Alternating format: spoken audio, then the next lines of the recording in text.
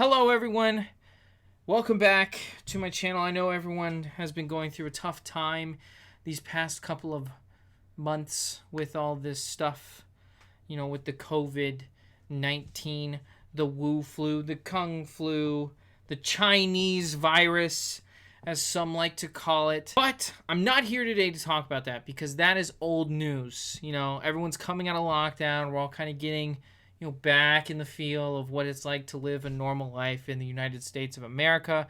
Today, I'm here to talk about racism. Okay, now, I know what you're thinking. Zach, you're wearing the No Step on Snake shirt. You have camo pants on. You don't know that. I couldn't just not be wearing any pants, but you would know. Anyway, you're probably asking yourself, why are we going to talk about racism today, Zach? Well, the reason we're going to talk about racism today is something very important, and it has to do with one of the presidential candidates, and it is not the one with the famous red hat. It's a Make America Great Again hat. It's not Donald Trump. That's what I'm trying to say. It is actually Joe Biden, and a recent interview that he had with Charlamagne the God, which is a host of a show. I'm not sure the name of the show. I could actually check right now. The Breakfast Club, hosted by Charlamagne the God. Anyway, on this show, they were closing the interview. Joe Biden was feeling pretty confident. He felt like, man, I nailed that. Everyone's going to vote for me now. Unfortunately, Charlamagne the God had something to say at the end of the interview, and it was something along the lines of, "Thank you, Joe, for coming on. I really appreciate it. You should stop by again sometime here when you're in New York. We have a lot more questions for you, and there's a lot of time till November." What Charlamagne the God was probably trying to convey is, hey, Joe Biden, you have a lot of work to do in order to convince the American people that you're the best choice for president. So, next time you're in New York, why don't you stop by, and then we can do another interview that can better convince people to vote for you in 2020 as the presidential candidate. I think how Joe Biden took it was, hey, Joe, thanks for coming on and doing the interview and all, but you didn't really do a good job of convincing me that you're actually the best candidate. And to that, Joe Biden said, if you have a problem trying to figure out whether to vote for myself or Donald Trump, then you ain't black.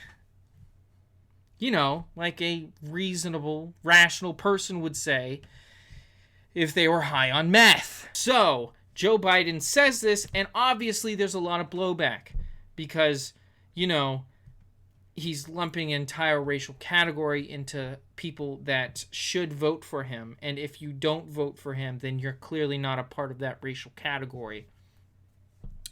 It's a little racist. Now, it's interesting to me that the alt-right, neo-Nazis, ethno-nationalists, all those kinds of people also believe something very similar. They believe that white people, if left to their own devices, will vote one way, and black people left to their own devices would vote another. It has less to do with culture, has less to do with upbringing, it has less to do with class than it does to do with genetics. So Joe Biden is basically agreeing with ethno-nationalists. That's good to hear. Clap it up for Joe. But in all seriousness, people came out in defense of Joe Biden, obviously, because there are supporters of his, and there are those people that hate Donald Trump and would do anything to get him out of office. So people came back with certain things like, oh, he apologized directly after. He's rectified his terrible, terrible mistake. He, some people even said he was right. He was correct. Black people are not black if they don't vote Democrat. Maybe I should drop a rap album. But you know what? everyone was saying he apologized. So let's actually look at his apology, see if it was sincere, see if he lays out, hey, I was wrong to do this. I don't actually think of black people as a single racial category that can only vote for my party in any kind of electoral race. So let's take a look at his interview his apology, before we come to judgment on anything. Okay, so here's his apology, word for word. This is from Politico.com/news/2020/Joe-Biden-breakfast-club-interview-274490. I just feel like I should be accurate. Link will be down in the description. So here's the quote. I know that the comments have come off like I was taking the African American vote for granted. But nothing could be further from the truth. I have never done that. And I've earned it every time I've run. I was making the point that I have never taken the vote for granted. And in fact, I know in order to win the presidency, I need the African American vote. And it was the driving force, as I said, in the beginning of my campaign a year ago, to my being able to win it in the first place and win the primary. And it is going to be critical to win my presidency. He also made several other comments in regards to, his "you ain't black" statement, saying that he was too cavalier with his vocabulary, that he, was swinging off the cuff, all that jazz. But here's the problem with his apology. It's not an apology. It's just not. He tries to explain away his statements, but he never says, I was wrong for doing this. He says, I know the comments may have come off a certain way. It's a half apology. I know the comments may have come off a certain way, but they weren't intended to. He never said sorry. He never said I apologize. And he actually misrepresents the words that he says in this statement. He says, I was making the point that I have never taken the vote for granted. And by the vote, he obviously means the African American vote. That is not the point he was making. He wasn't making the opposite point, and I don't think anyone construed that as him taking the African American vote for granted. I believe he said, or what he said would be more construed as to, I believe that everyone who is ethnically black should vote for me, and if you don't, you are not ethnically black.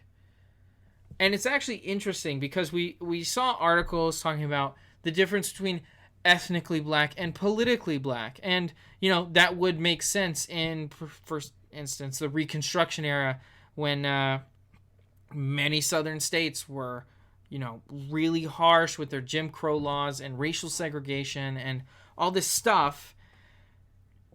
All that would make sense, to be politically black, because in that circumstance, there were actually political parties dedicated to both disenfranchising you and taking away your rights. And I know those could be interchangeable. Taking away your rights could technically be disenfranchisement, but taking away your rights is much more broadly. So it's taking away your right to speech, your right to protest, your right to self-associate, all these different rights.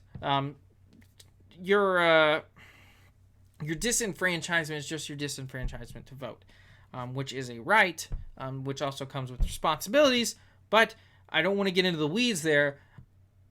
I'm just simply saying what Joe Biden said was racist. Now, here is something that I think will shock you.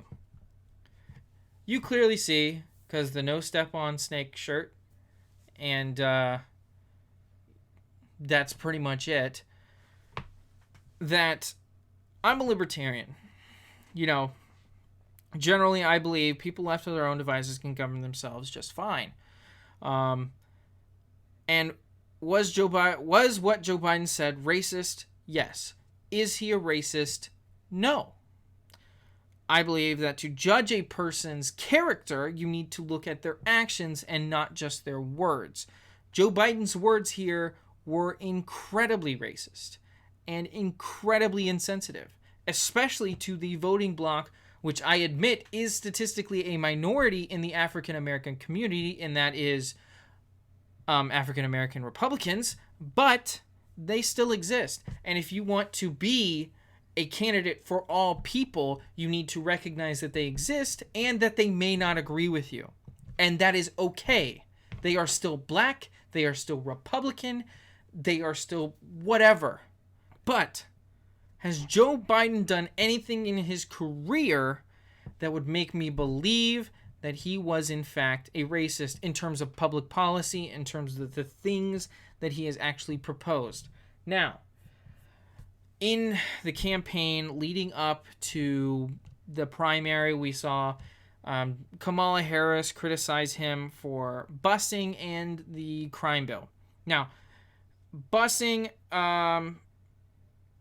he was on the same side as some segregationist senators. No doubt about it. No one's even questioning that. But the busing, Joe Biden saw the busing as a double-edged sword, shall we say. On one side, it was cutting against racism. It was going to force people to integrate. On the other hand, people that may wish not to integrate and may wish not to send their child to a school that is struggling in a different community far away from where they live, they would just move. And that's understandable. I mean, parents want to be close to their children. If you are forced to bus them across the city to a different school that has a worse rating, obviously some parents are going to be upset about that. Now, the crime bill was supported almost unanimously in both houses of Congress because there was a major crime epidemic in the country at the time. If Joe Biden would have not supported that bill, he probably would have been voted out of office. Let's be real.